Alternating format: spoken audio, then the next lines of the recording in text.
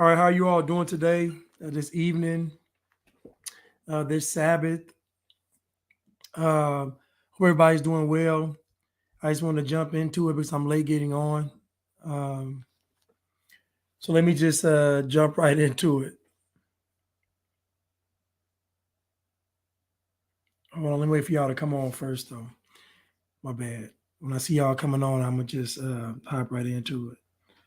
What's up, Oosh? What's going on? I ain't seen Oosh in a minute. Y'all know Oosh, she's on here right now, but she has a bathing suit line. So you need any bathing suits? It's about to get warm. Um, her Instagram page is at USHBEBE. Oosh baby. Uh, again, that's at USHBEBE, and she'll provide you with all your swimsuit needs. It's about to get warm, and you all want to get out there and stunt. Um, she's gonna help y'all stunt on the beach. Anyway, let's get started though. Let's get started. See folks on here. Let's get started. Let's go. Black people are 13% of the population, and they are 50% of the police shootings. I'm sorry about that, but I don't know what that has to do with the question. Right? And it was in this moment in 2016 that I realized people lose their minds when they don't like the result. Right? And so what my paper showed, you'll see tomorrow, like some of you, was that, yes, we saw some bias in the low-level uses of force, every day pushing up against cars and things like that. People seem to like that result. But we didn't find any racial bias in police shootings. Now, that was really surprising to me because I expected to see it. The little-known fact is I had 8 full-time RAs that it took to do this over nearly a year. When I found this surprising result, I hired 8 fresh ones and redid it to make sure. They came up with the same exact answer, and I thought it was robust. And I went to go give it, and my God, all hell broke loose. Now, I want you to think about what he just said. He just said that he expected to see police bias in police shootings, and there wasn't. And I'd venture to say that the excessive force bias is because of crime. It is because of how many Black people respond to the police. And it's not good. There is a culture that is anti-police in the Black community. I'm pretty sure that other communities may have it, but I know it's excessive in the Black community where there's literal anti-police culture. And so when the police are just having simple interactions with Black people, it escalates for no reason. I had some videos I wanted to show, but I won't probably for the sake of time, but just the interactions are insane. I mean, just simple routine stops, simple questions being asked, and Black folks cutting up. So I would say that a lot of the policing is reactionary. What people expect police to do is to go into an area where they have the same problems over and over again and expect them to just start a clean slate every day. No. If I know Pookie and Ray Ray and Ron Ron and Man Man is selling dope, that's what they do. I know they selling dope. So again, that's besides the point on the whole excessive force thing, but I'd even question that. And I only question that because contextually, and again, today's show is called, the new N word is nuance. Contextually, why is there excessive force being used in the Black community? And I guarantee if we contextualize it, you'll see that the studies already show that Black people are more likely to attack the police and kill the police based on data. We already know that Black people, based on statistics, are the most violent. This is all data-based. So if you're the most violent, you're the most likely to attack and kill the police, there's probably going to be some use of force when dealing with you because you're dangerous. It just is what it is. I'm sorry. Folks may disagree with that, but it is what it is. I don't have any problems with the police. And I'm not saying I'm special. I'm just saying that I believe that if you act respectful and give people respect, it will turn out better most of the times. But this guy, um, Roland G. Fryer, did a study, and basically he found no bias in police shootings. That means that police shootings weren't based on race. And when he says all hell broke loose, you can imagine what the hell was. Now think about this now. They're telling you every day that America is racist. This man does a 2-year study, and he concludes that police shootings aren't biased. That should be cause for celebration. If America is so racist, why would they put this black man through hell after he discovers something that should be good news? People should want to hear that America is not as racist as we thought. This should be good news. So why would this man have to be put through hell? Why would this man have to have security? Why would his life be threatened? Why would this black man's life be threatened for telling the truth? You see, what you all don't realize is that they've conditioned black people to not tell the truth. If you don't tell the truth, then you're automatically opposed to God. You automatically start serving Satan and you're opposed to God. So there is a culture in blackness that says, do not tell the truth if it doesn't make white people look bad. Do not tell the truth if it makes black people look bad. This is in black culture. So my question is if America is so racist, then why are they fighting to appear racist? If America was racist truly, they would have elevated this man to at least the status of vice president. He would at least have been above Kamala Harris based on his discovery, because the whole narrative around race is slavery and in modern times, police brutality. The modern foundation for racism is police brutality. This man did something groundbreaking. So why wouldn't this racist country support this man and put this everywhere? So you know what? It's not biased. We're not as bad as we thought.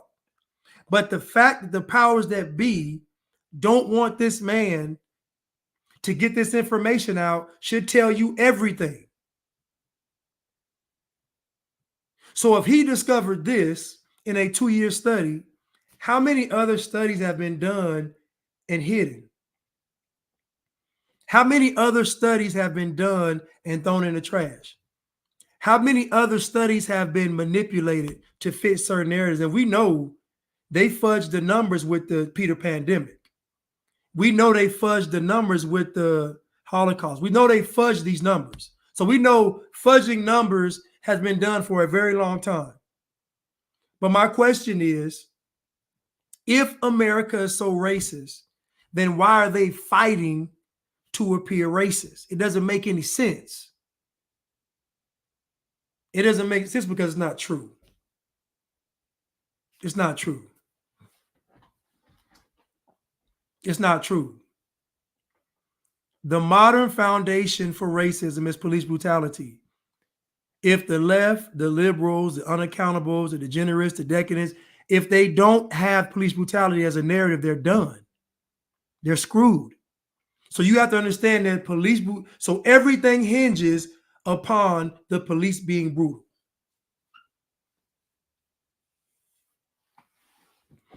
Let's continue.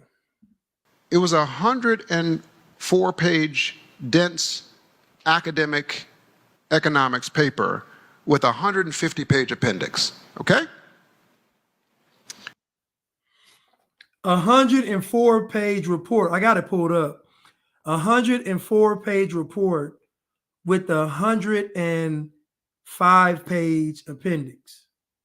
So that means that we're talking about countless hours, countless manpower to come up with this. We're not talking about he rolled out of bed and said police shootings aren't biased. We're talking about years and countless hours and manpower put into this.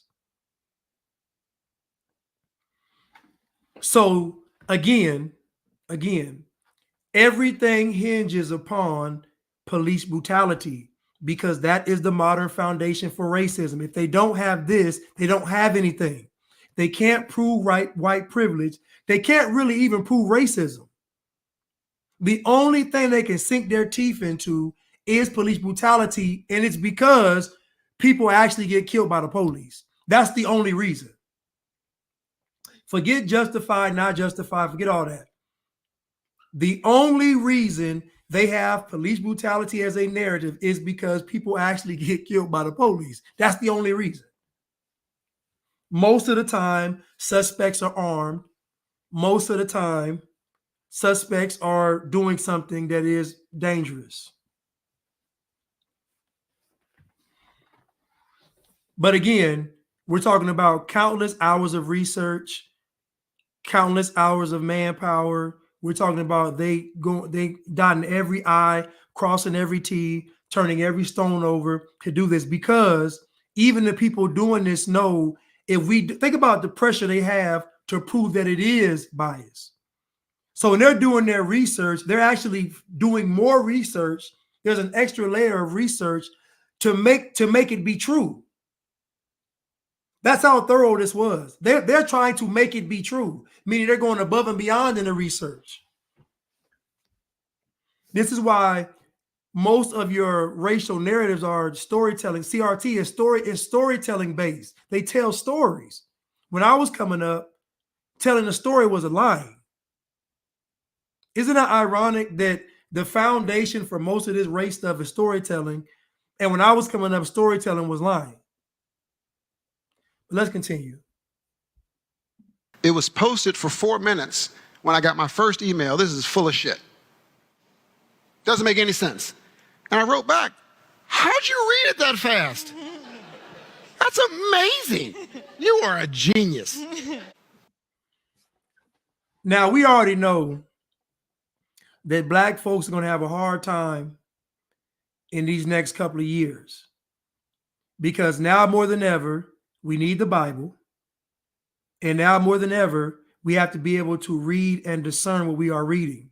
We have to be able to contextualize information. Those are two Achilles heels of the Black community. They don't like to read. They don't like context.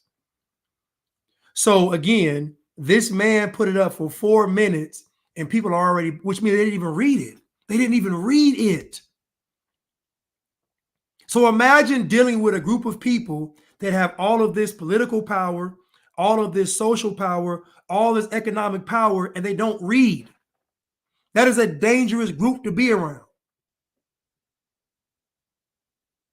So I want to put all this stuff in its proper context. It is a dangerous group to be around if they don't want to read, they don't care about the truth, they don't fear God, but they got all the political, social, and economic power.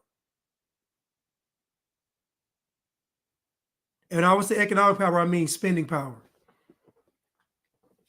Again, 104-page report, 2 years. And I had colleagues take me to the side and say, don't publish this. You'll ruin your career. I said, what are you talking about? I said, what's wrong with it? Do you believe the first part? Yes. Do you believe the second part? Well, the issue is they just don't fit together.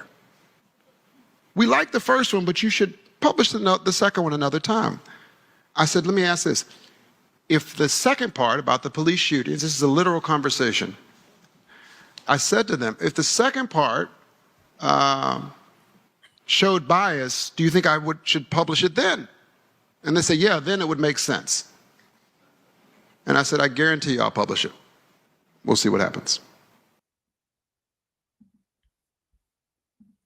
And he saw what happened. He got bold. He thought they was bluffing because he said, there's no way they're going to come after me. I've been here all this time.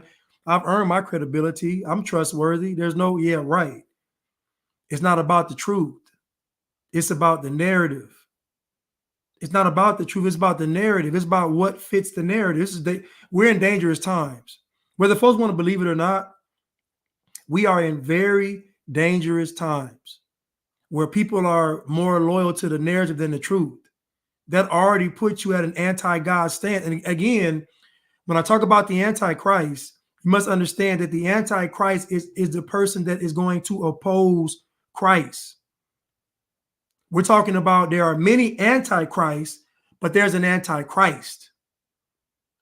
And what I'm telling you is that the Antichrist, the spirit of the Antichrist is here. And we first see it with the rejecting of the truth. If God is the truth and you reject the truth, you're rejecting God.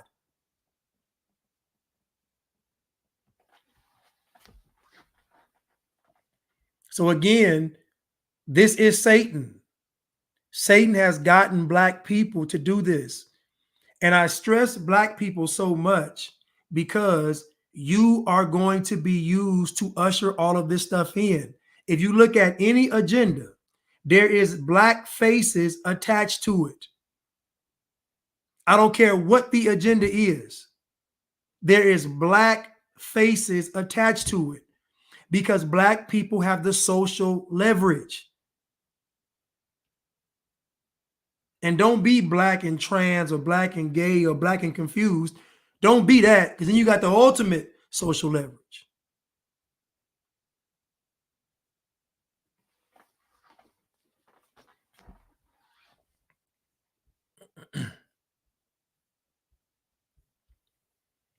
Right. God and sin cannot exist in the same place. And lying is a sin. But culturally, black people find it okay to lie. It is culturally acceptable to lie on your taxes. It is culturally, and listen, I'm not saying that other groups don't do this stuff. I'm saying I don't see other groups going viral doing it. I don't see other groups with their culture on display like I see it with black people. I don't see it.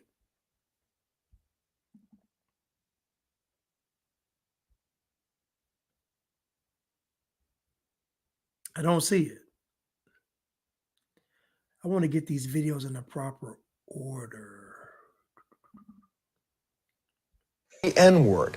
And let's say it. I'm going to say it the first time on this show. I'm going to say it the first time it's ever come out of my mouth on TV. Nigger. Now, let me talk about this for a second. Here's my question about that. Everybody all of a sudden decides to say the N-word. In the 50 years of television that I can remember, and I'm only 40, but 50 years when I think back when my parents... Oh, I'm sorry. That's right. Booker's rebirth.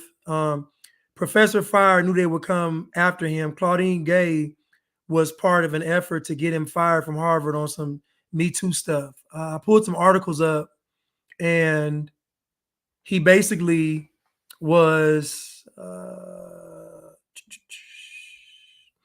so he did the report starting in 2016, I think, maybe, or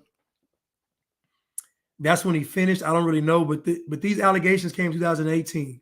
Harvard suspends Roland Fryer, star economist, after sexual harassment claims. The move sidelines the researcher without pay for 2 years and closes his lab in a case that he has roiled. In a case he has roiled the profession. Oh, in a case that has roiled the profession. Sorry about that. Roland G. Fryer, 2016. He is one of the most prominent African Americans in economics, a field that has long struggled with racial diversity. And it has a picture of him on there, obviously. Let me go to get this article. Let me get to the meat of it.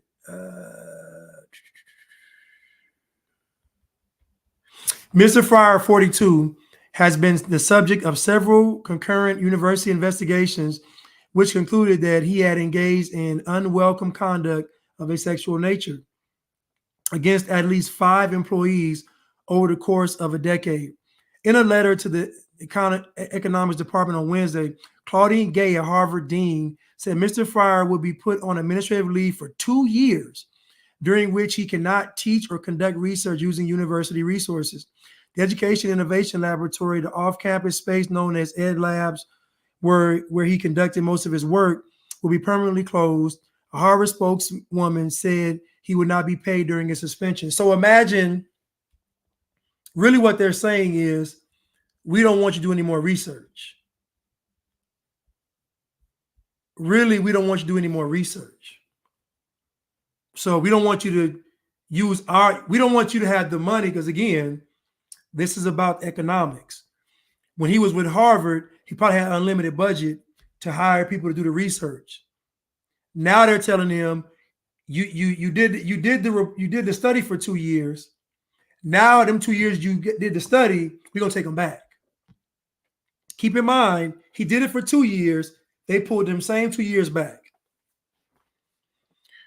Professor Fryer exhibited a pattern of behavior that failed to meet the expectations of conduct within our community and was harmful to the well-being of its members. Ms. Gay said in a letter, the totality of these behaviors is a clear violation of institutional norms and a betrayal of trust of the Harvard community. Now, Ms. Gay is a plagiarizer, which means she's a liar. She's untrustworthy. So if she is leading the charge in someone being ousted, I don't trust it because she's untrustworthy. They should have picked somebody else. So the fact that she's leading the charge, I know it's what they call fugazi. I know it's fugazi. And the irony of this is, when it came to him revealing the truth, they basically let him go for 2 years. But when it came to revealing the truth on her, they tried to hide it. We are dealing with some very nefarious people. I'm telling y'all. When it came to him telling the truth, they threatened his life, took his career away. When it came to her being exposed for lying, they tried to hide it. Ms. Gay said the investigations also uncovered other conduct that violated his policies. A Harvard spokeswoman said that conduct related to Mr. Fryer's spending and lab finances. I'm telling you. See, when they realized he used the funds to get this research, they had to punish him.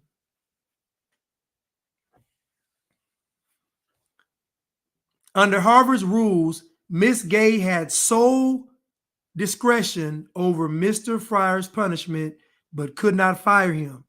Only the Harvard Corporation, the university's equivalent of board of trustees, has the authority to revoke tenure and can do so only for grave misconduct or neglect of duty. Mr. Fryer has defended himself from the charges in the Harvard investigations. He has pointed to his lab as a place where women have thrived professionally. Now, keep in mind, if he was really guilty, they would have fired him. If he was really guilty for sexual misconduct, they would have fired him. But the board can't fire him because he's tenured and it'd be a lawsuit. So what they do, they just suspend him for 2 years and hope that he quits. We suspend you for 2 years and hope that you quit. These are all tactics used by these corporations. This is the same playbook over and over again. Okay, now let's go into this Montel Williams thing. But keep in mind that Miss Gay had found over 50 allegations of plagiarism. Over 50. And when it came time to fire her, they said it was because she was gay. We are dealing with wicked and evil people. Wicked and evil. Matter of fact, and he's a black man. You see, when you're a black man and you tell the truth, you might as well be a white supremacist. Now you see the pressure for black people to tell the truth, because once you tell the truth, then you become something that's evil and bad. So this makes most black folks reluctant to tell the truth, i.e., paving the way for the Antichrist.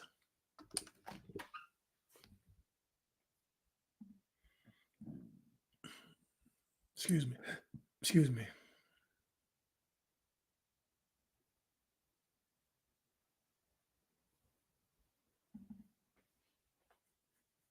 Don't argue with people who don't wear gloves. Hold on one second. I'm trying to find this one clip. I don't know why it's. I'm Jewish and proud because Jews have always done what's right. We've led the fight for gay rights. Harvey Milk fought to ban discrimination based on sexual orientation. Eddie Windsor was a leader in the fight for marriage equality. Miriam Ben Shalom challenged the ban on gay people serving in the military. We've helped lead the fight for racial justice. Our rabbis were BFFs with MLK. Together with black leaders, Jews helped to establish over 20 HBCUs. During the civil rights movement, Jews were disproportionately involved in the protests. We've led the fight for women's rights, for equal pay and the right to choose, and against discrimination in the workplace. Jews were also among the first on the ground in Turkey, Ukraine, and Haiti. In Judaism, when it comes to helping others, no action is too big or too small. The Jewish principle of Tikkun Olam tells us that we have the power to change the world, and there are so many ways to do that. And this is why I am Jewish and proud. Okay, so I'm gonna go through this again. This young lady just plainly said what the Jews have been leading in America. This is what she said. This is what she's flexing and bragging about. This is not me. This is her. Let's go through it. I am Jewish and proud because Jews have always done what's right. We've led the fight for gay rights. Harvey Milk fought to ban discrimination based on sexual orientation. Eddie Windsor was a leader in the fight for marriage equality. Miriam Ben Shalom challenged the ban on gay people serving in the military. We've helped lead the fight. Number one, they led the fight in the LGBTQ movement. This is what she's saying. She's giving you facts about how the Jewish people, she's bragging, led the fight in the LGBTQP, don't forget X, Y, and Z movement. Shalom. So my question is, has that movement been good? What has the LGBTQ movement caused in America? What is she actually bragging about? She's bragging about how the Jews have led the LGBT. So my question is, what has been the results of the Jewish people leading the LGBTQ movement in America?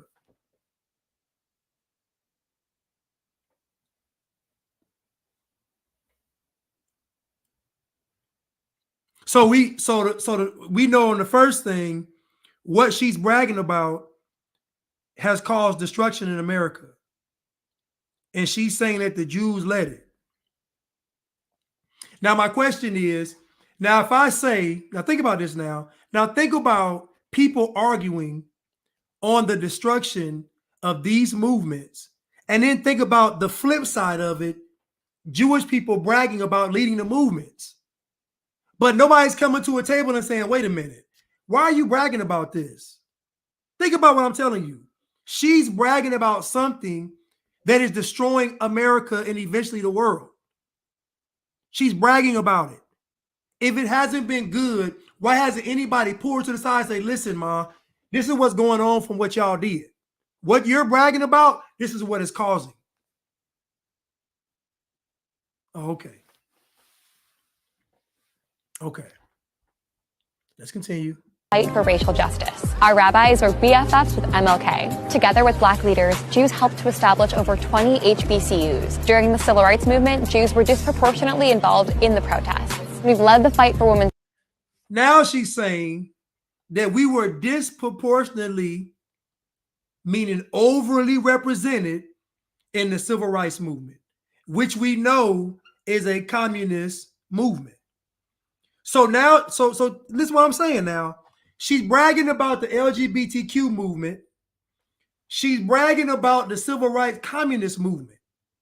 She said MLK BFF with the rabbis. We was cool, all the black leaders. So basically, now her second flex is the other destruction of America. We haven't even got to point number 3, and America's destroyed. And she laughing and giggling, and nobody is saying, listen, ma'am, these things have destroyed our country.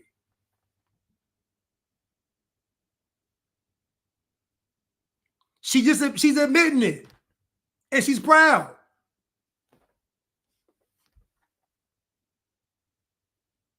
Let's continue. rights, for equal pay and the right to choose, and against discrimination in the workplace. Jews were also among the first. They led the women's liberation movement / freedom movement / feminism.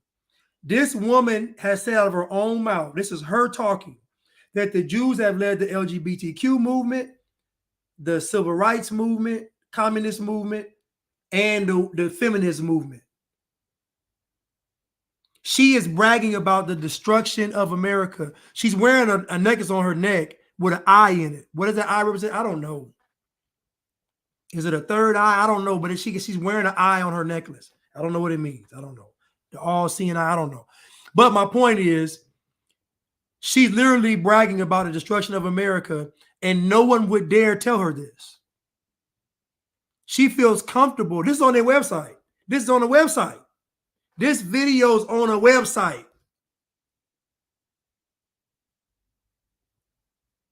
The Jewish community bragging about all of the destructive agendas in America. But I can't say it. They can say it, but I can't say it.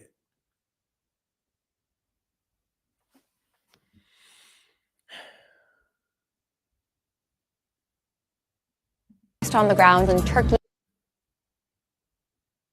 Ukraine, and Haiti.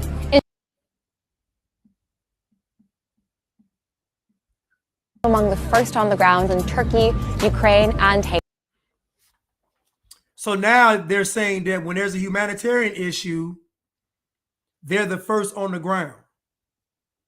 I got a question for you all. Do these humanitarian issues ever turn out well? I'm just asking, with all the stuff, do these humanitarian issues ever turn out well?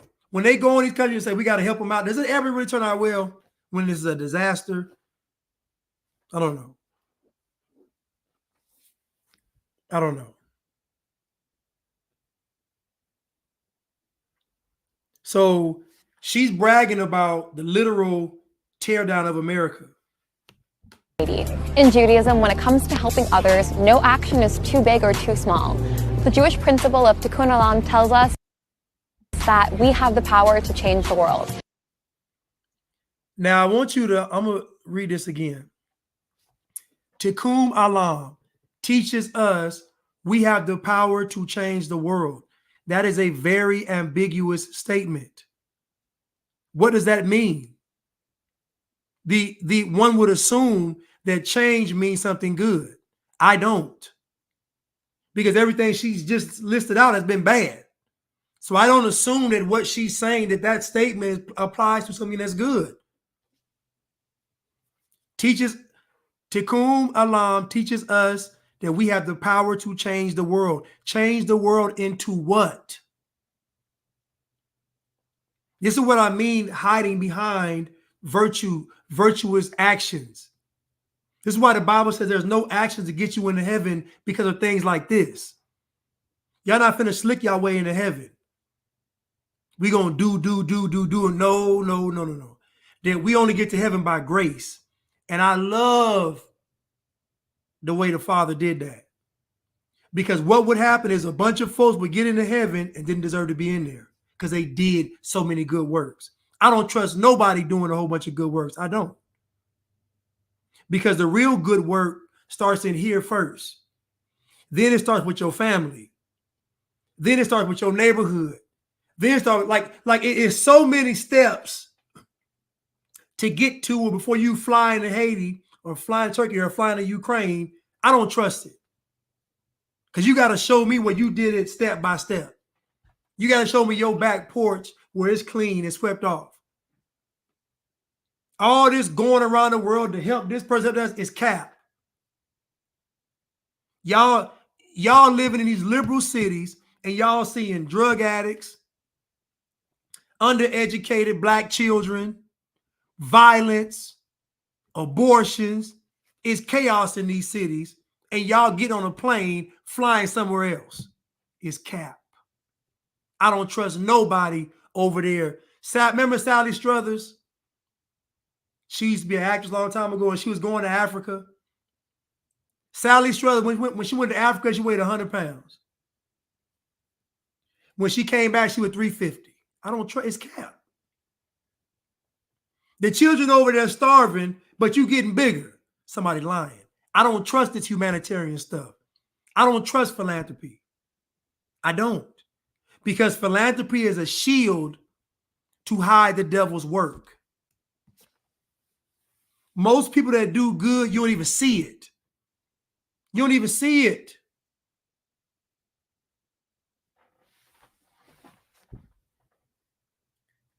We have the power to change the world. Who said that was good? Change the world. And there are so many ways to do that. And this is why I am Jewish and proud. Now, we all know that pride is not good. If anybody tells you that they are proud, they have pride, not pride, I'm talking about proud to be what God made you. How are you proud to be what you came out the womb as? This is on the World Jewish Congress website. That's from the world. So the World Jewish Congress is telling y'all we're responsible for all these agendas. But I can't say it.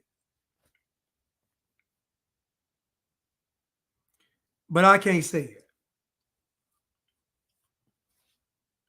And listen, I love all people. So this ain't about me not liking Jewish people or any other group. I love all people. But you can't get on your website and brag about destroying America. I'm sorry. I'm going to say something. The N-word, the new N-word is nuance. We have the power to change the world.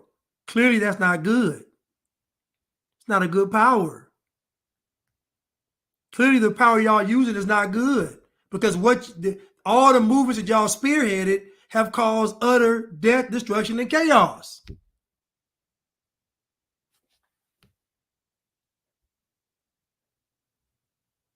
Let's continue. Or put protection on their hands who pump their gas. I don't argue with people who don't wear gloves or put protection on their hands who pump their gas. I don't argue with people who listen to Sexy Red. I don't argue with people who eat at the Juicy Crab. I don't argue with people who put eyeliner around their lips. I don't argue with people who eat oatmeal. I don't argue with people who eat dairy, cheese. I do not argue with people who eat spinach. I do not argue with people who eat hibachi or Chinese food. I do not argue with people who drink Kool-Aid. I do not argue with people who smoke Black and Mild. I do not argue with people who wear hair bonnets in public. I do not argue with people who wear Vaseline on their lips, greasy ass lips. But most of all,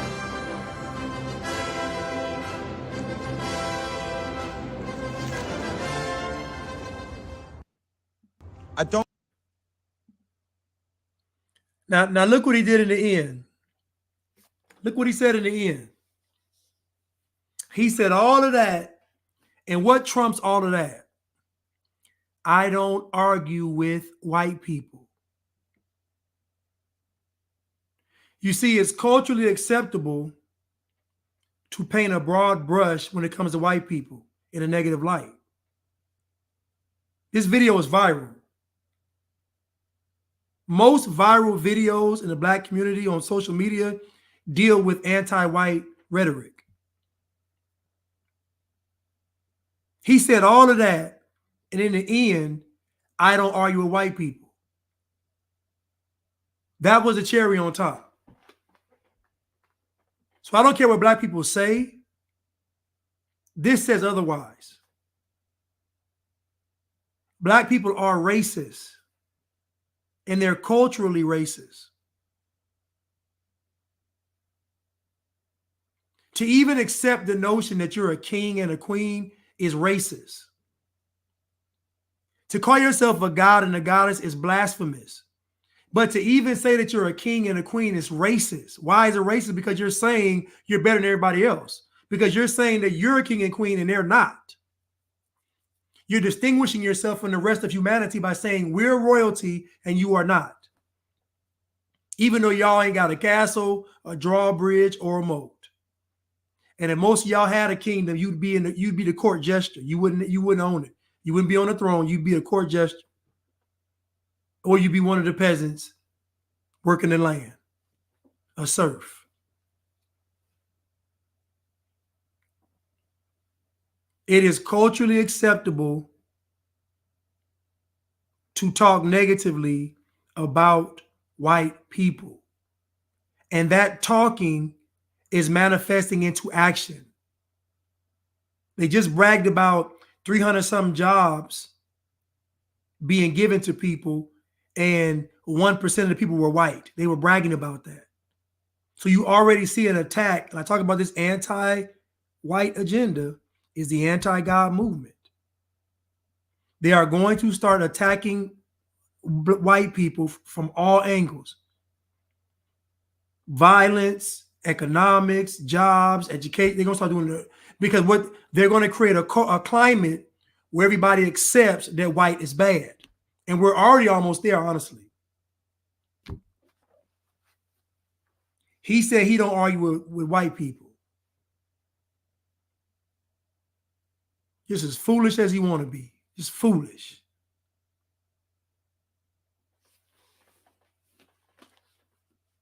Just foolish.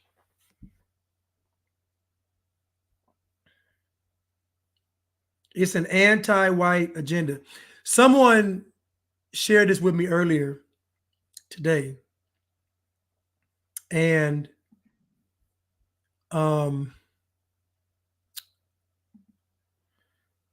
you know, it really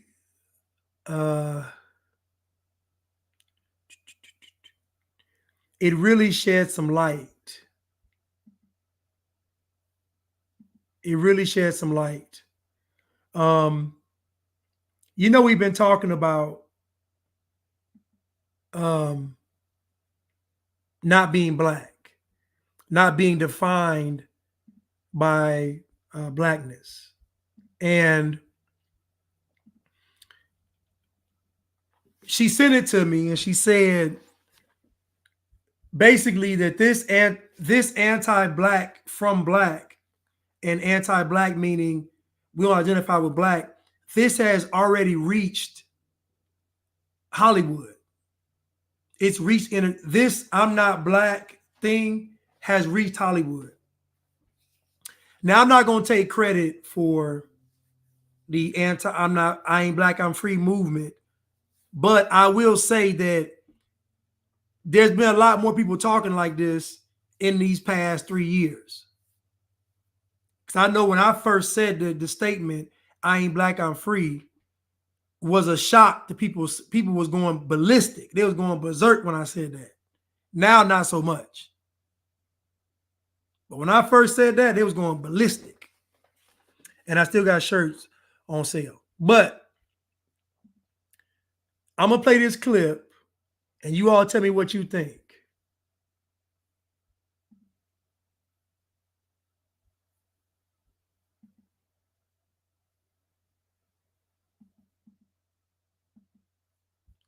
Let me just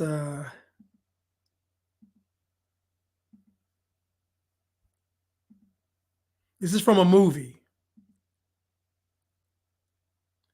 Make sure it's up. I'm gonna make it a little bigger for you. I'm gonna make it a little bigger.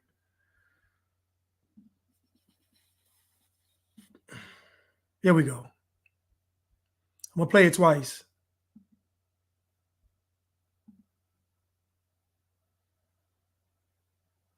Where's the volume? Oh, you know what? I got it on mute. My bad. My fault, y'all. Lobby, social services in main lobby. She's over there. Name's Carrie Logendorfer. Just breathe, Carrie. This is Dr. Reynolds. Hey, Carrie. You must be a coach. Jessa Wilkes. We're in town for dance regionals. We were practicing, and then all of a sudden, Carrie collapsed. Then she started vomiting. Scared us half to death. Her parents are on the way. Okay, Carrie, I'm going to touch your stomach if that's okay. Have you experienced any other symptoms besides pain? Okay, yeah. We're concerned you might have some blockage in your belly area. We're going to take a look at that, okay? All right. I'll keep you posted until her parents get here. Okay, thank you very much. Yeah. Feel better, Carrie? Stay strong, girl. I'm still waiting on your medical file, but You know if you have sickle cell disease or the trait? Trait? I'm sorry, sickle what? Sickle cell is common among African Americans. What? I'm not black. Social services to main lobby. Social services to main lobby. I'm not black. Social services to main lobby. Social services to main lobby. She's over there. Name's Carrie Logendorfer. Just breathe, Carrie. This is Dr. Reynolds. Hey, Carrie. You must be your coach. Jessa Wilkes. We're in town for dance regionals. We were practicing, and then all of a sudden, Carrie collapsed. Then she started vomiting. Scared us half to death. Her parents are on the way. Okay, Carrie, I'm going to touch your stomach if that's okay.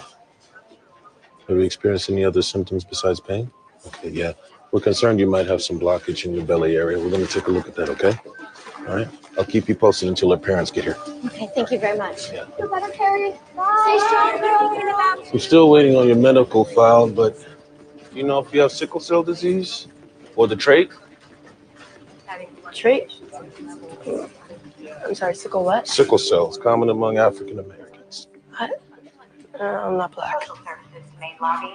Social services to main lobby. I'm not black. So basically, again, so imagine you say, I'm not black, and the doctor says, oh, well, you're black because you have this kind of trait or this disease. As if just because you have the trait, it automatically makes you black. And this young lady, she could be biracial. She could be half something and half black. We don't even know. But this is a way to combat a person saying, I'm not black, or you're black. We're going to prove it with science. So do you see how even Hollywood is like, we need, now think about this now. This is a movie. So you got a bunch of liberal whites and liberal Jews and radical blacks a part of this movie. So that's who's writing all this and putting this together. So you have all those three groups agreeing that black people need to be black. To be black is to be controlled. The groups, the liberal whites, liberal Jews, radical blacks, bliggity blacks, wiggity wokes, all them are saying we need black people to be black, even if you're not even fully black.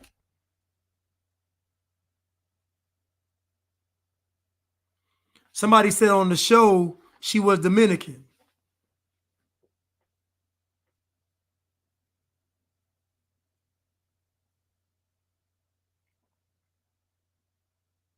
So again, as my friend said, this has reached its way to Hollywood.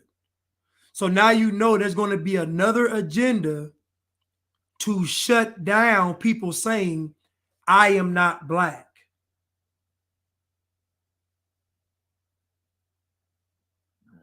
This young girl said, I'm not black. He said African American. She could literally be from another country. But look how they tried to use, again, a disease, something bad to pull you back into blackness. Think about it. When a person says they aren't black, how do they pull you back into blackness? Oh, well, the police gonna show you. The white folk gonna show you. That. Think about it. When a person says, I'm not black, what is their comeback? Their comeback is something negative that's a part of the black experience. They don't say, man, why don't you want to come back and be a king with us? Why don't you want to come back and be a queen with us? Why don't you want to come? They never say that. They never say, come back and be gods with us. Look what you're missing. Look how great we are. They never say that. When a person says, I'm not black, they don't entice them back with great things. They entice them back with degradation. Them white folk gonna show you that you black. Them police gonna show you that you black. Just keep living. They gonna show you.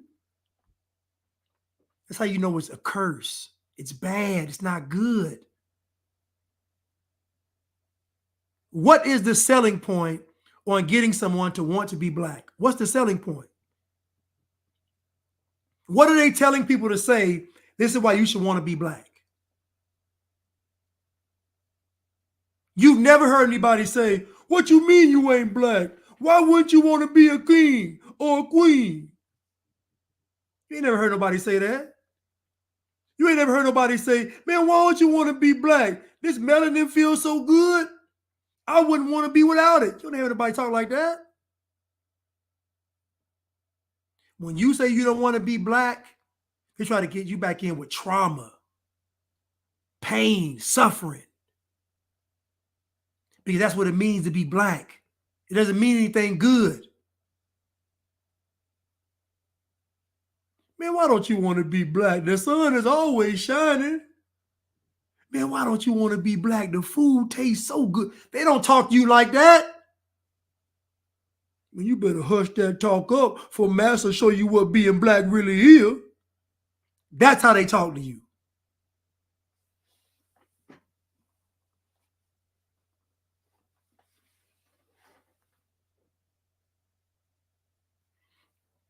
O2122 says, the point of this scene was that some Dominicans have such a low opinion of their African ancestry that they deny, reject, ignore.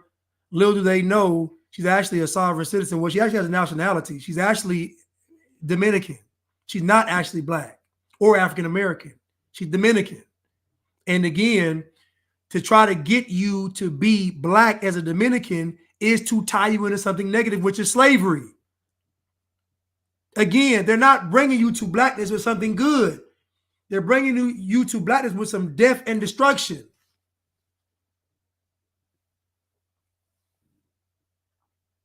This man said, sickle cell is a common trait in African Americans. She said, I ain't black. He didn't say greatness is a common trait. He didn't say intelligence, intellect. He said sickle cell. Again, the tie-in for you to be black is going to be something bad. Joe Biden said, if you don't know who to vote for between me and Donald Trump, then you ain't black. It was nothing positive. He said black people don't have diverse attitudes like the Hispanics. It's not positive. You all better get with the Hispanics to get something. It's not positive. We got to get them off the streets. They're dangerous. It's not positive. Your tie-in to being black is negative. It's not positive at all.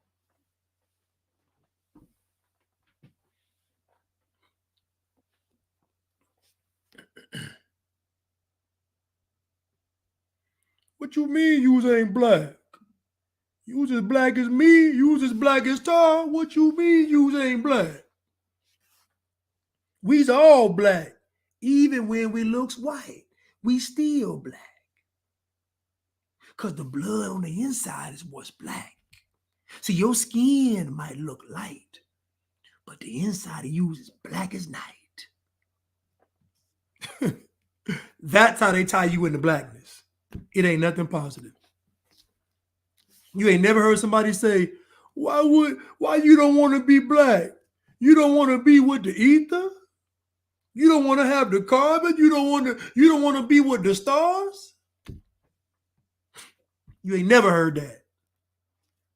These white folk gonna show you how black you are. Mark my words, boy. They gonna show you.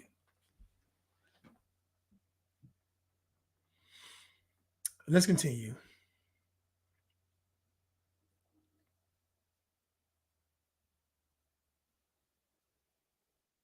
The N-word. And let's say it. I'm going to say it the first time on this show. I'm going to say it the first time it's ever come out of my mouth on TV. Nigger. Now, let me talk about this for a second. Here's my question about that. Everybody all of a sudden decides to say the N-word. In the 50 years of television that I can remember, and I'm only 40, but 50 years when I think back when my parents were talking about what TV was, since day one, there were words that you couldn't say on TV. Couldn't say damn, couldn't say hell, couldn't say the B word, the S word, the this. You could always say nigger. Every white child in America learned the word nigger from TV. I'm saying it over and over again to Dave to make a point. You could say nigger. Let me tell you something. If I said the word that is a racist word associated with Jewish people on this TV show today, I will get 5,000 letters, and people will write every station across this country saying, pull the Montel Williams show. If I were to use a racist word on this show today associated with Germans or with Italians, I'll get a couple hundred letters from people across America.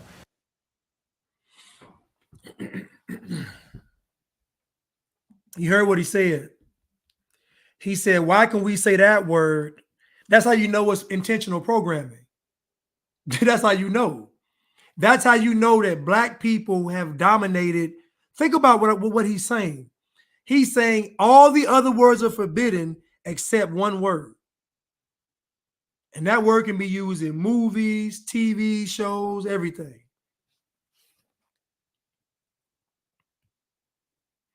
Candy Denise says, they do say you'll get more money for school if you say that you're black. I was told I needed to put I have black in me if I wanted this job.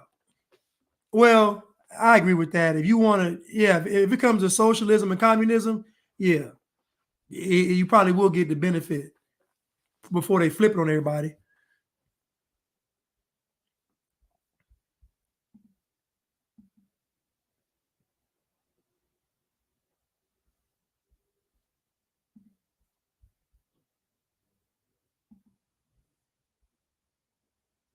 Well, and then I'm sure some people are sitting here thinking, well, you know, blacks are using it too, and blacks are using it all over the place in videos and so on, and why is this going on? I think that to me is an example how even the victim gets infused with these things and can't distinguish from good and bad, and good and evil.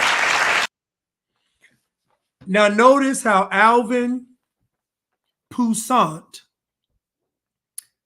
Harvard Medical School, Alvin Poussaint said that so look what he said. He said that black people are the victims, so they can't really be held accountable for using the N-word.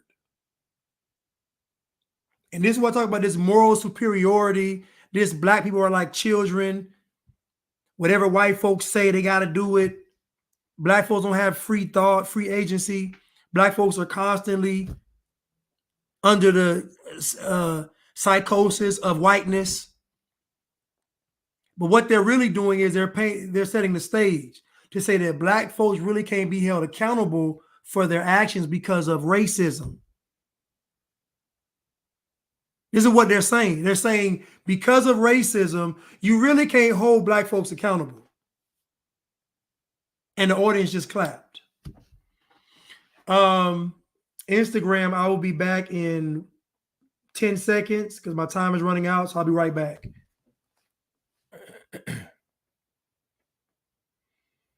Sorry about that, you all. Give me 1 second.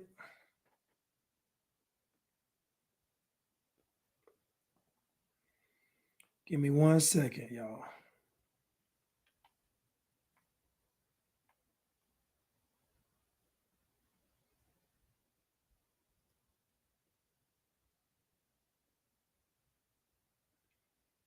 Now think about this communist breeding plant of Harvard, and Alvin Poussaint is on here in the Montel Williams show telling you all that black people are the victims and they can't help but use the N-word because they don't know any better.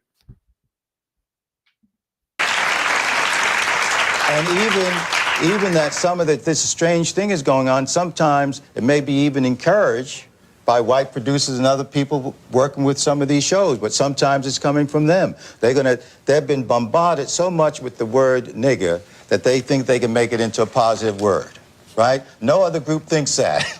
No other group thinks that about derogatory terms about them, that they're gonna make it into a positive word, right? But black people think they can make nigger into a positive word, and it doesn't work. You know why?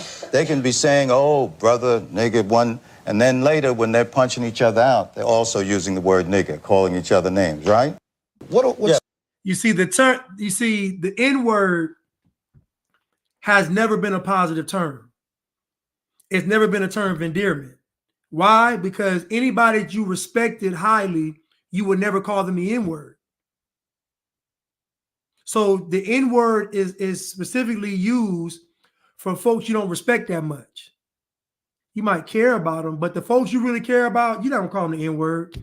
Like most black people, if they saw Barack Obama and Big Mike, they're not calling them the N-word. If they saw Oprah, they're not calling her N-word. That's how you know it's not a term of endearment. Well, black, we would, in Africa, we would niggas. How you spell it? N-E-G-U-S.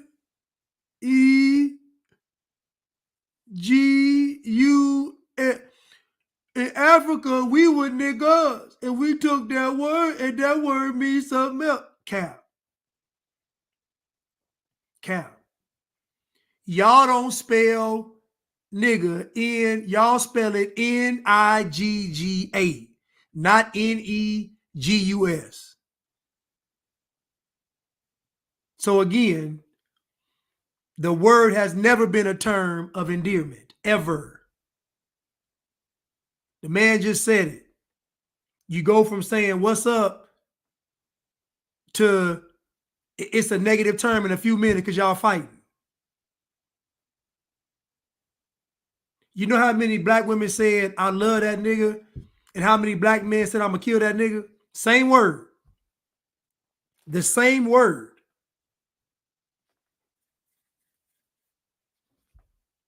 Black women say, I love that nigga, and then the black man say, I'm gonna kill that. The same word. It's never been a term of endearment, ever. The word should have been dead a long time ago.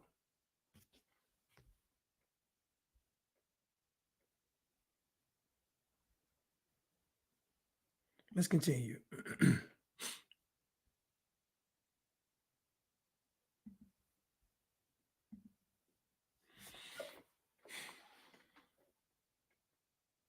Is, people in their own ethnic group use these terms. We know that, right? Italians will use, WAP and so on in the group.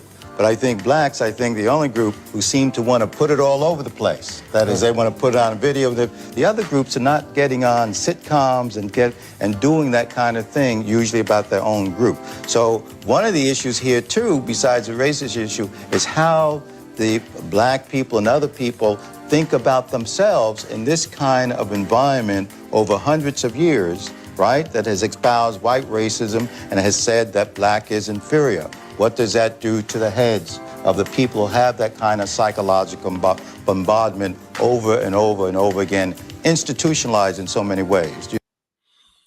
I want to ask you all right now, has anyone ever told you that you were inferior? Has anyone ever actually articulated that you are inferior?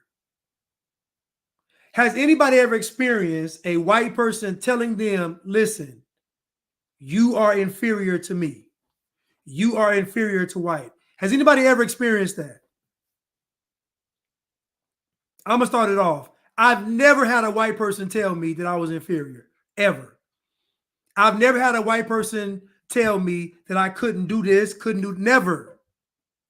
When I went to school, those white teachers expected me to get good grades.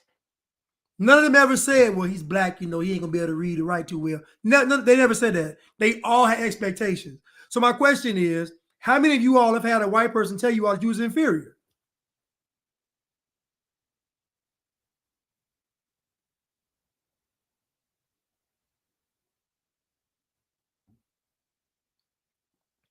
Of course, they wouldn't call Beyonce the N-word. Of course not. Red Pill Brown Girl said, I wish one of them would try. These people say all this stuff, but I'm like, I talk to black folks a lot, and they haven't experienced this stuff. If black people struggle with context, if black folks struggle with nuance, then how in the world could black people pick up on microaggressions? I don't believe it. Black people struggle with context and nuance. How in the world are they able to pick up on racism when it's subtle and beneath the surface and in between the lines? It's cap. It's cap. This man just said hundreds of years of this stuff being bombarded in your head. I never heard my grandparents talk about being oppressed. talk about white folks doing them. I never heard my grandparents talk like that, ever. I never heard my grandparents say these white folks oppressed us and kept us down. Never. The only person I heard complaining about white folk was my dad. And you know what separated him from everybody else? In and out of jail, in and out of prison, on drugs. I'm just saying what it is. The only person that I remember talking about white folk was my father. Peckerwood this, Peckerwood that, the piss, po, pecs, all this stuff. And he was the one, didn't keep a job, drugs. So, again, the proof may have been in the pudding. Now, my dad had some other struggles too, but I remember that vividly because it was always something about a Peckerwood. And his life reflected that victim mentality. Now, he mad at the white man, but he don't want to be a father. The irony of the black man being mad at the white man, but it doesn't motivate him to be a father to his children.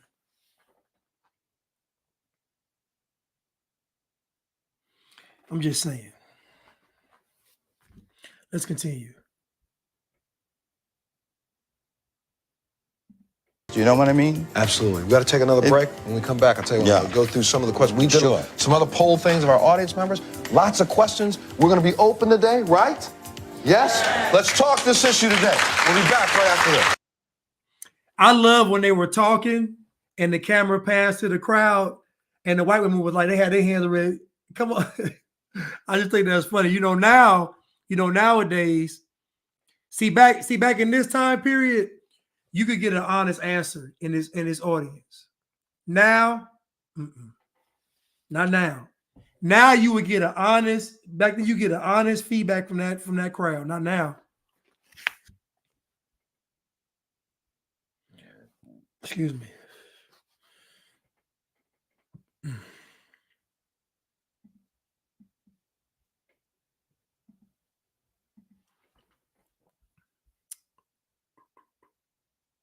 Was that the third? Yeah, I think it was the third slide. Is not something that's inherently, inherited. It's not a genetic trait, I don't think. Maybe I could be wrong, and some doctor may tell me that it is inherited. But I hold my child who's 1 year old right now. She will go to anybody of any color as long as the person is smiling and looks back at them. There's an old saying, it's by Albert Einstein, the tragedy of man is what dies inside a person as he or she lives. Well, he made that point not to discuss what I want to bring about it, but when we're first born, we're open to everybody. As we grow up and people influence us, that piece of openness starts to die, and we never get it back. It is dead. My child will, by the time she gets to the 3rd grade, someone will look at a white person, and she's mixed, but someone will look at a white person or a black person and say something nasty. My child will stop being as open to that person because of what somebody else said to her, and he'll never get it back. So you're right, racism is learned, but if it's learned, it can then also be something that can be taught to disavow, and you don't have to continue, correct? Right. So in other words, what he's saying is that racism is learned, but I would even question what is actual racism. Just because a black person doesn't like what's being said to them doesn't mean the person saying to them is racist. Just because a black person doesn't like what a white person is saying or doing doesn't make that person racist. Oftentimes what we find is black people upset that a white person has the audacity to try to challenge or correct their behavior. Most of these acts of racism are white people saying what you're doing is wrong. And not even on mainstream media. I'm talking about just interactions, interpersonal reactions. I want to do a study like Mr. Fryer did. I want to do a study. Where we actually find what's actually racist. If you've noticed, what they've done is they just made what's racist anything, because they couldn't really find what was racist. A white person not liking you is not racism. That ain't racism because they don't like you. They might be prejudiced. If a white person says, I don't like black people, I don't want to be around black people. And I say, why don't you want to be around black people? They say because they're no gooders. They play that loud jungle music. I don't like them. They stink. If he says that, or she says that, or they say that, whether you like it or not, that's a valid reason. If a person says, I don't like white folks because they smell like dogs when they get wet, it's a valid reason. People have a right to have a preference. That is their choice. I don't want to be around this group of people. These are my reasons. Or if they give no reason, it's still valid. But the fact that they're trying to force black people on white people lets you know it's evil. You got black folks yelling, we want our own space. We tired. You got black folks literally saying we are tired of white people. We want our own space. And at the same time, calling white people racist when they say we don't want to be around them. So that means you all want to torture white people. If you don't want to be around them, but you want them to be around you, that means you want to torture them.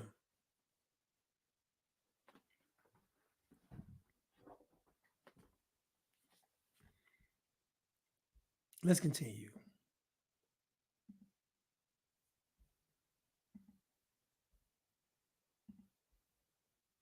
I heard somebody ask me once before, why is there something called BET? Why do black people always separate themselves and have to have black entertainment television? Why can't they have regular TV? And the answer to that question is, if regular TV, the other 5 networks now, would open its doors to allow blacks and Hispanics and people of color on them in roles, there wouldn't be a need for BET. Right now today, I just started the only 1-hour drama on television today that has a black star that's a male. The only one. And to put me on, they took off one that was another black 1-hour drama to put this one on, as if the nation can only handle one at a time, which is really absurd to me. But yes, ma'am. See, the problem I have with what he said is that he doesn't know why they let that person go. Did the person want more money? Was the person involved in a scandal? Did the person want to move on? Like, he's assuming that it's something negative. This is what black people do. They assume that misfortune is at the hands of racist white people. And in this case, it has to be racist Jewish people because the network's ran by the Jews.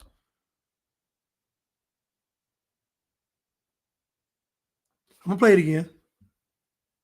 It's kind of like I heard somebody ask me once before, why is there something called BET? Why do black people always separate themselves and have to have black entertainment television? Why can't they have regular TV? And the answer to that question is, if regular TV, the other 5 networks now, would open its doors to allow blacks and Hispanics and people of color on them in roles, there wouldn't be a need for BET. Right now today. So again, this is where the black man, now he was doing good. He was doing well. But then he can't help it. To think that the only reason that blacks and Hispanics aren't in television or whatever is foolish. During this time, this is the 90s, Spanish folks had their own network. Telemundo. Spanish people, he's talking about racism, and Spanish people had their own network.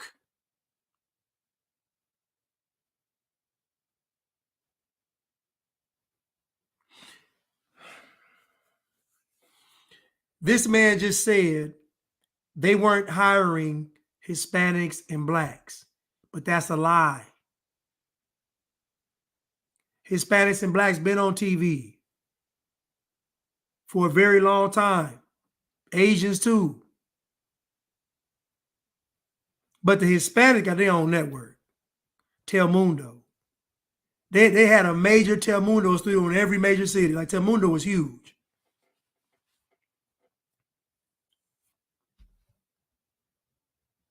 Right. Right, Jarrell. Black people make up 12% of the population. All you can ask for is 12% representation in the industry. That's all you can ask for. That's fair. If you're 12%, you can only ask for 12%.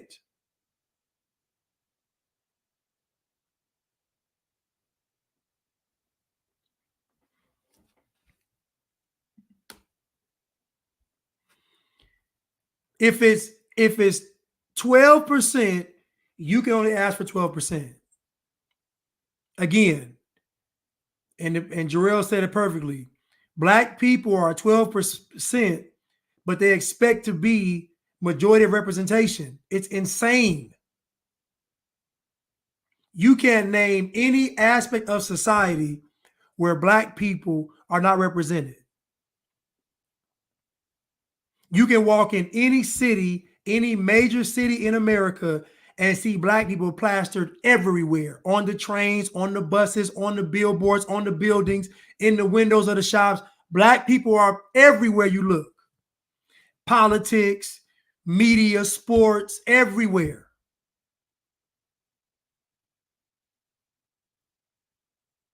They're represented everywhere except the areas that require their own merit and muscle. Every area except where it's all on them.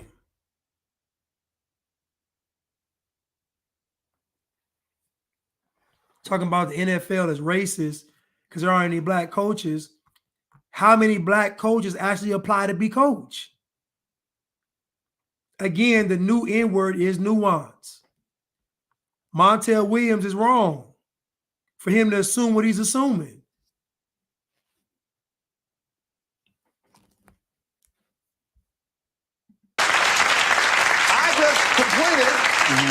I just started the only 1 hour drama on television today that has a Black star that's a male.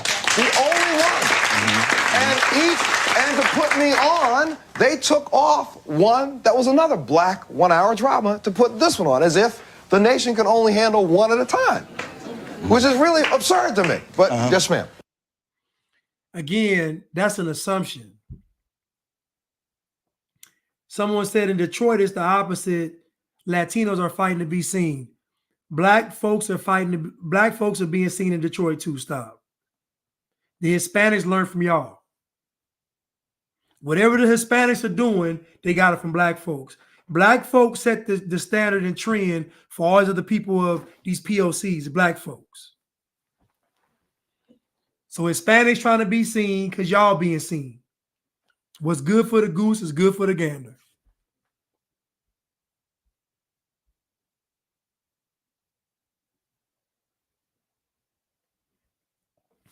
Leandre Watt says Robert F. Smith, the richest Black man in America, was helped by a white billionaire. Of course he was. Of course he was.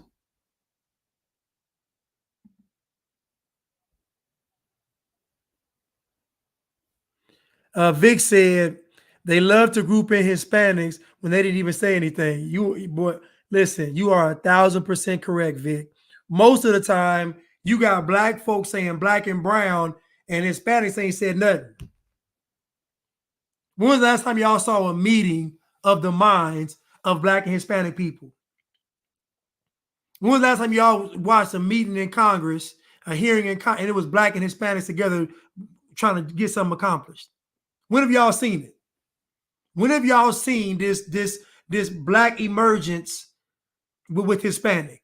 It doesn't exist. The only reason Blacks mention Hispanic is because of the Hispanic population. They need the Hispanics to be on board with them. Otherwise, they're toast. That's the only reason. You ain't seen no black folks and Hispanic folks coming together. Somebody said at the border, right, Paul? They only team up to come into the country, right?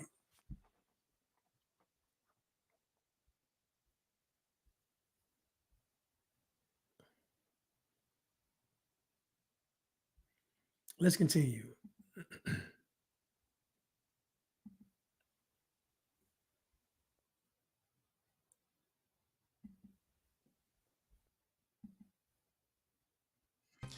What's up, ladies and gentlemen? I'm Tommy Sotomayor. In honor of Black History Month, I'm going to pull up a video that I did 10 years ago and see if it applies today to the state of black people. Take a listen. Show up to it up. That's all. They don't build anything. That's why you can't look around and why they got to go back, harken back to the, we built this country. The only reason you black were able to build a country is because you were enslaved by white people. Had white people given you the fucking freedom and walked off the land, America would look like America wouldn't even be America. It'd be taken over by somebody else. That's a fact. You need a damn slave master to get the majority of to do what they supposed to damn do. If you don't have slave masters or police or something like that, is gonna it up. Look at every damn country on the planet. It up. But you don't like me saying that. This has gone viral and people are upset at me because I said the things that I said back then. But I agree with them even today. And as a matter of fact, if you listen today, it's worse. Anybody that wants to debate me or talk to me or, make me look bad concerning the facts of what I said, that is, please do talk to me, because if you've noticed, all I get is people calling me names and putting up raccoons and Uncle Toms and Uncle Ruckus, but you never hear them say where I was wrong. You can look today and see how people are stealing from stores. People are having stores shut down because blacks are stealing from them. Blacks have neighborhoods in which they want to move out of, not move into. So that should tell you a lot about the state in which we are and where we are. You don't see any countries where blacks are leaving America to run to those countries. Why not?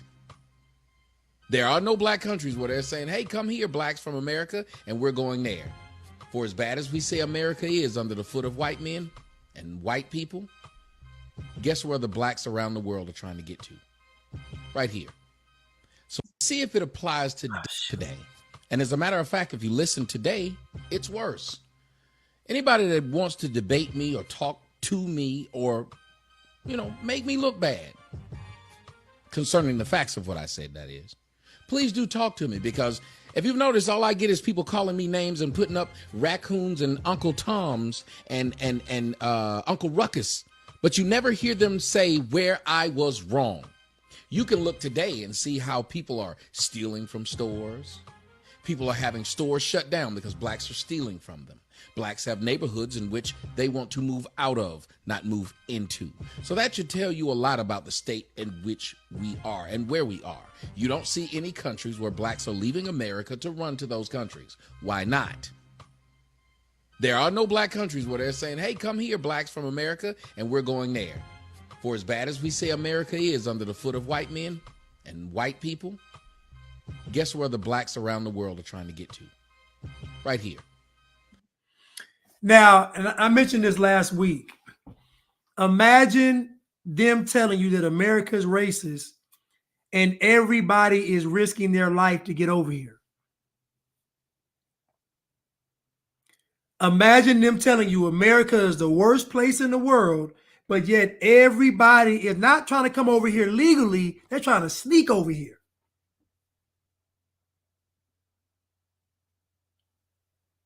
They're trying to sneak over here. What Tommy Sotomayor just said is 1,000% correct. What black folks have done, because there is such a gross lack of context in black culture, black people want you to believe that what you see black folks doing today is a result of slavery, even though black folks didn't do it when they got out of slavery. They want you to believe that what you see black folks doing today is a result of slavery, even though black folks did none of this stuff right out of slavery. Black folks left out of slavery building, getting involved in politics, medicine, agriculture. Black folks hit the ground running after slavery, still getting married, building families and communities. So that means the effects of slavery didn't cause dysfunction among black people. So how is there dysfunction today if it wasn't back then? Somewhere along the lines, black folks chose a different path. But one thing we can agree on is that that path wasn't forced on black people because there was no slavery. So that means that black folks made a conscious choice to take another direction.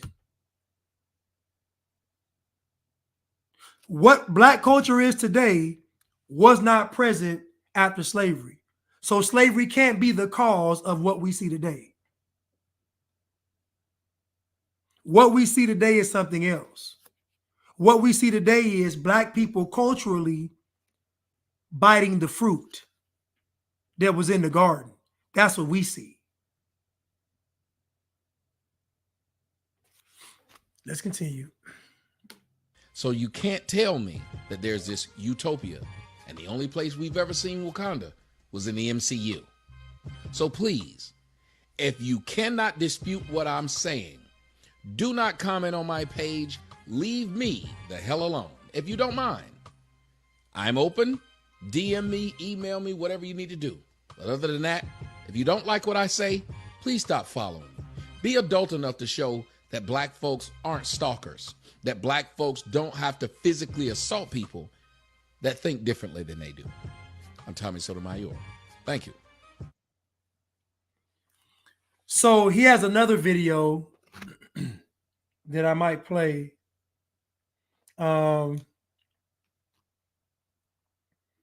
Where it's a little bit longer. A person did like a fan tribute, made it into a song. Let me try it because he gives a lot more examples.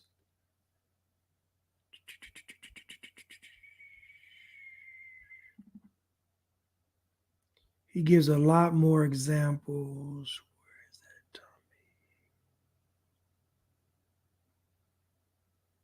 Where's that old Tommy boy?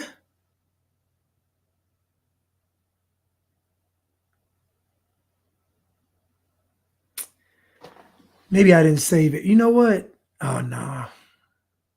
He put it on his Instagram.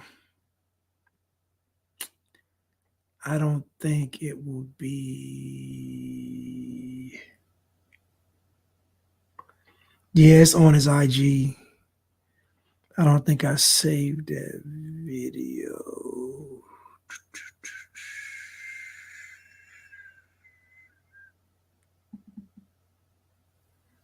So New York City. No, I didn't save it.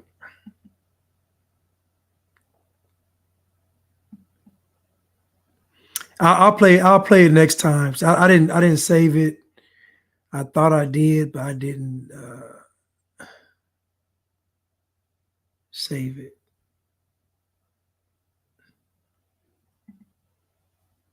Yeah, I didn't save it. Sorry about that. I think it's time to go anyway, though.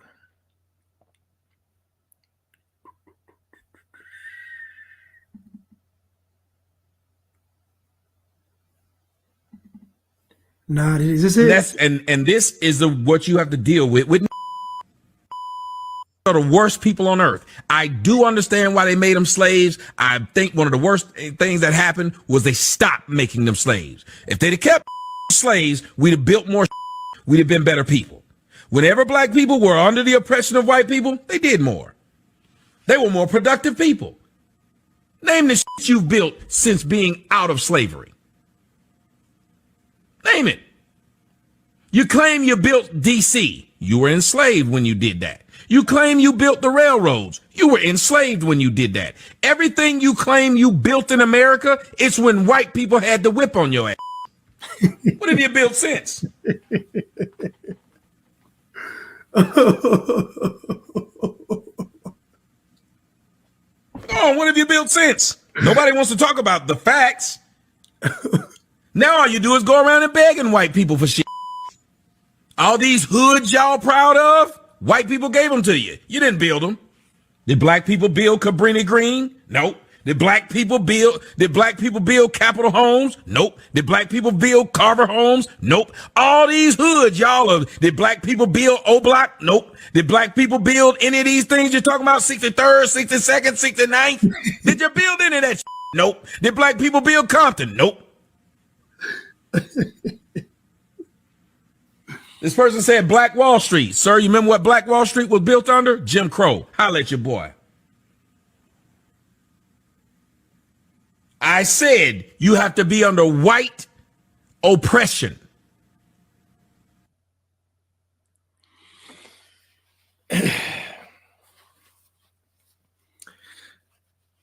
Well, I will only argue that they wasn't oppressed, but everything else I would, I would go with, because what he said was spot on. He told the truth. The accomplishments that black people brag about happen under what they call white oppression. What black folks brag about doing in America came under white rulership. When black people in America have been left to their own devices, they have destroyed. They have not built. We even saw in Compton, where at one time Compton was almost 80% African American. All the black folks was moving to Compton, all the white folks were leaving. We just did a show last week where black folks were complaining that white people were leaving. And those communities ended up being destroyed. And I guess their premise is that white people were leaving and taking the money with them. But I argue that premise because if y'all could afford to live there, then y'all could have spent the money. But the things that you all find important aren't conducive for a community. And that's the real issue. The things that you all enjoy and indulge in aren't beneficial for a community. And that's the problem. You all don't believe in delayed gratification. Y'all don't believe in sacrificing this so the next generation can win. Y'all don't believe that. Y'all don't believe in paying it forward. So that's the real issue. So what Tommy Sotomayor said was 1,000% correct. In 2024, when black folks can do anything they want to do, anything, why aren't they building?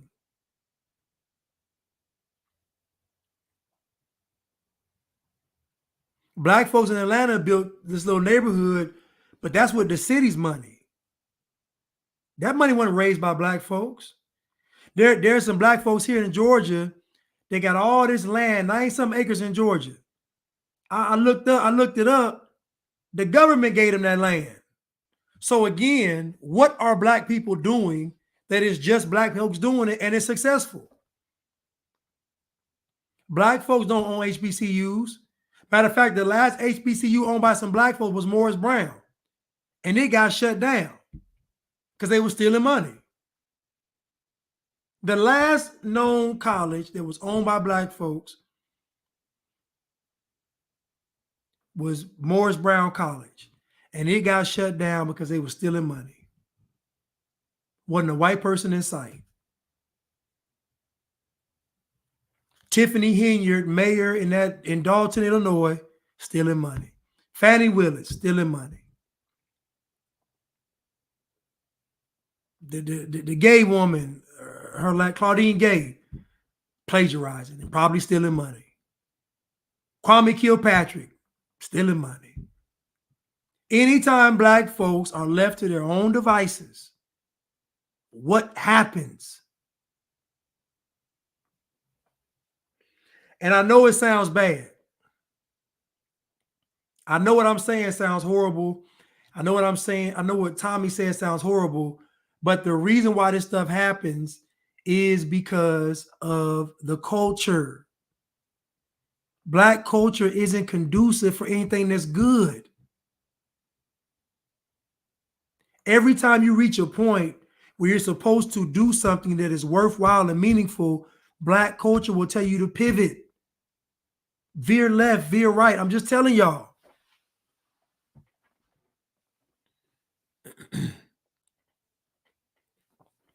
Man, listen. In Africa, the notion about Africa is that all these folks come over to pillage Africa. Those folks come over to build. When I was in Africa, I saw Koreans owning stuff. I saw other races of people owning thriving businesses in Africa. I saw other races of people owning thriving businesses in Africa. I'm just saying. They can say what they want to say. Africa is largely underdeveloped because of its culture. You go to anywhere where it's quote unquote Black folks and all this greatness, you don't see it. Now listen, it wouldn't be an issue if Black folks wasn't saying they was the best. But you can't run around saying you the best. And again, we're talking about nuance. We're talking about context. You can't run around saying that you're the best, that you're gods and goddesses and kings and queens, but you're not performing better than everybody else. See, what Black folks have done is Black folks have been able to brag a lot, puff their chest out, beat their chest, hop on a soapbox without any results. Then I come along, Tommy Sotomayor, folks come along and they say, well, wait a minute. Y'all doing all this grandstanding, but ain't no results. Because before, nobody's ever challenged the narrative. When I was coming up, nobody ever challenged this king and queen narrative. Nobody ever challenged that. Nobody ever challenged this stuff.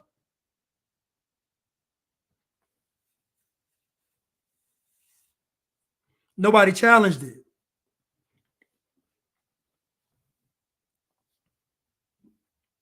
Black people brag all the time. Black people say they are better than everybody else. Saying that you're a king and a queen is saying that you are better than everybody else.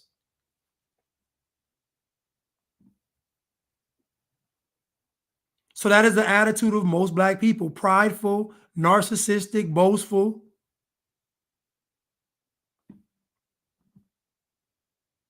And then I come along and say, wait a minute, y'all doing a lot of talking for no results. When all those Black men were selling dope in the 80s and the 90s, did they ever build a community up? Did Black men take the drug money and rebuild Black Wall Street in every city? They were making billions in the dope game in the 80s and 90s, billions of dollars.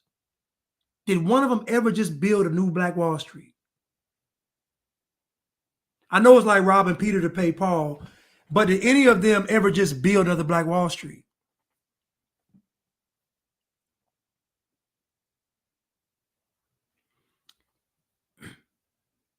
So what Tommy Sotomayor is saying is the truth. Now, folks may not like his delivery, but I would argue and say the truth never sounds good to people. I would argue the truth never sounds good. Tell me when the truth sounds good.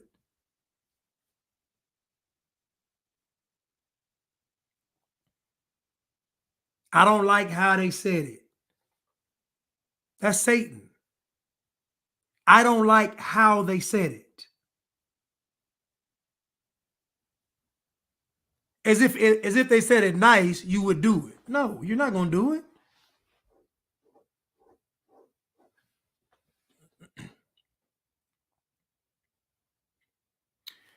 Listen, y'all. Thank y'all for tuning in tonight.